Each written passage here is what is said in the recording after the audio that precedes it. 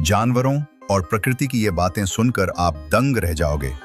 Fact number 1, giraffe की जीभ इतनी लंबी होती है कि वो अपनी कान साफ कर सकता है। फैक्ट नंबर 2, डॉल्फिन सोते समय भी आधा दिमाग जगा रखती है ताकि वो डूब न जाए। फैक्ट नंबर 3, कोला एक दिन में 22 घंटे तक सोता है, बस खाकर और सोकर ही जिंदगी काट देता है। फैक्ट नंबर 4, पेंगुइन कभी उड़ नहीं सकते लेकिन पानी में 25 किलोमीटर बर घंटा की रफ्तार से तैरते हैं, जैसे रॉकेट। फैक्ट नंबर 5, नीम का पेड़ हवा से जहर खींचकर उसे साफ ऑक्सीजन में बदल देता